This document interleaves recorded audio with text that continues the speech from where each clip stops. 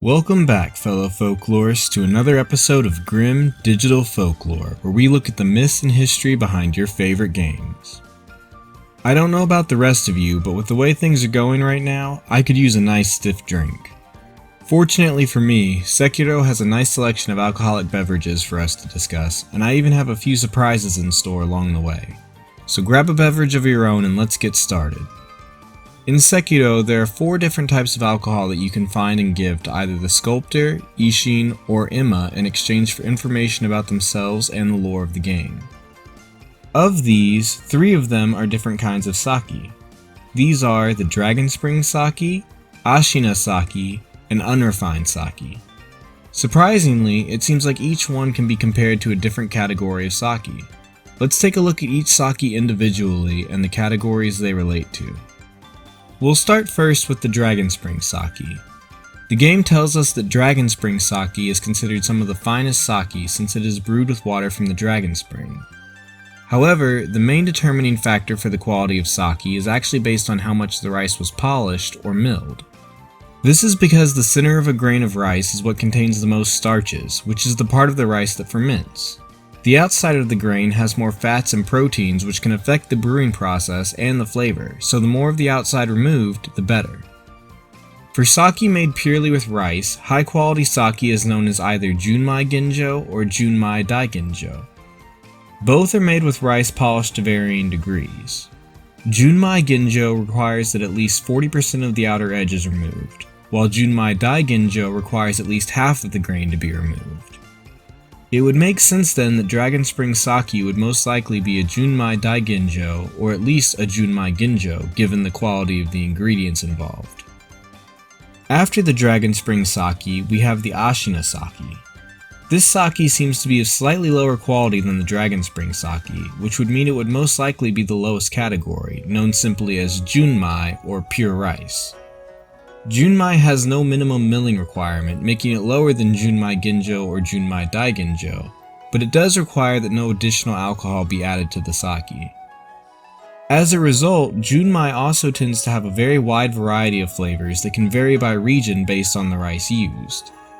As a popular drink of the people of Ashina, it seems likely that Ashina Sake would be a Junmai.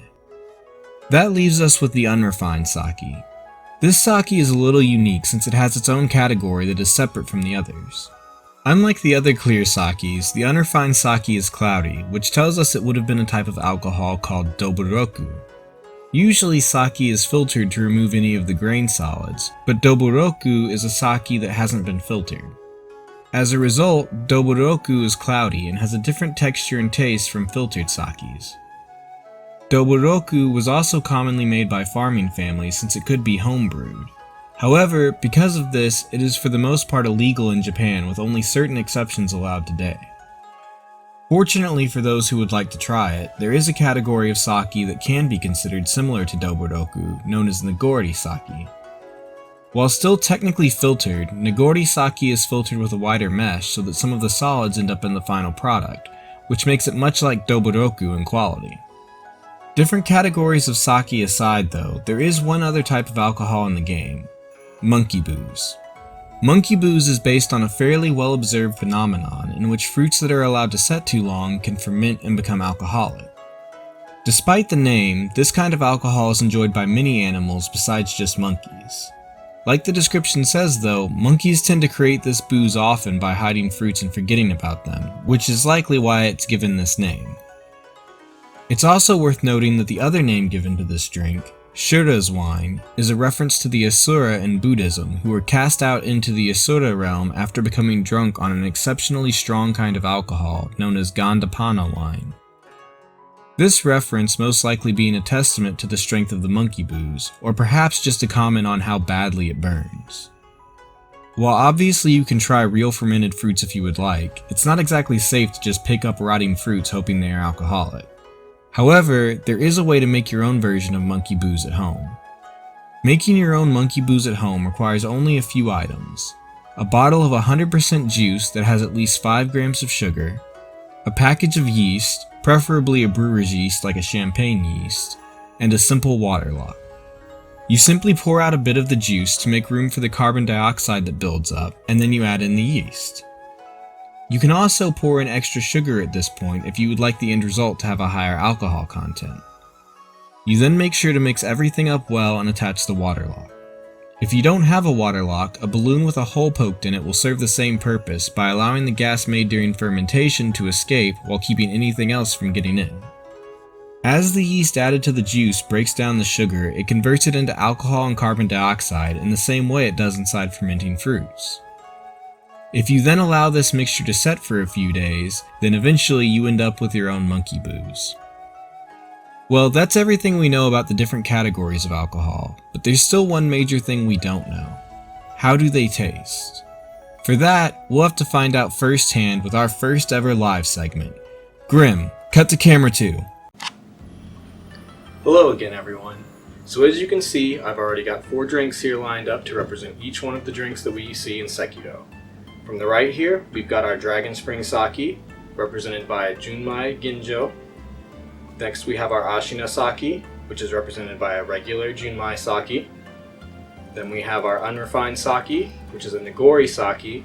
And lastly, we have my own personally made monkey booze that we're going to try out. So let's start off with the Dragon Spring Sake.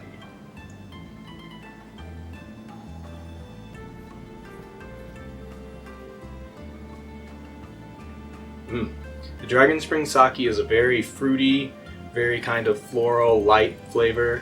It's a very good drink. Next up, we have our Ashina Sake.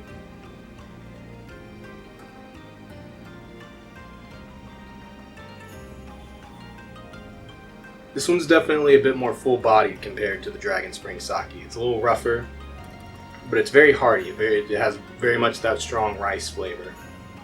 Next up, we have our Nigori Sake, which as you can see is a much darker color than the other two.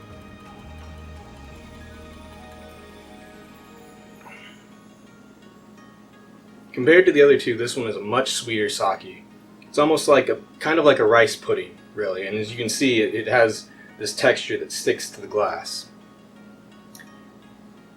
And now we have, last but certainly not least, our monkey booze that we're going to try out. Okay, it's got a very strong floral scent.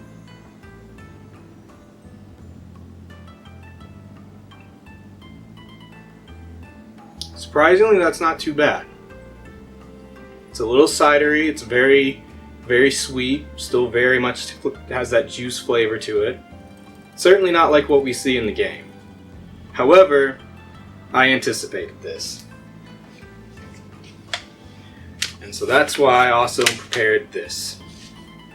Here we have some real Shiraz wine. This is some monkey booze that I made that I let set for a very long time. And I've added sugar to on more than one occasion. And for the sake of accuracy, we're going to make sure I get a reaction similar to the characters in Sekiro.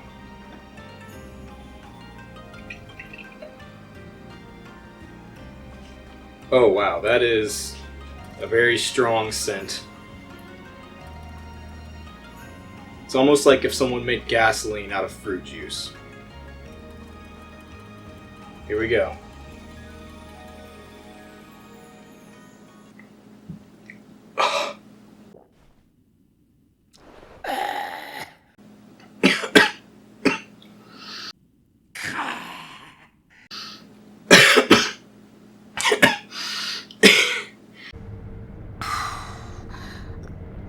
Okay.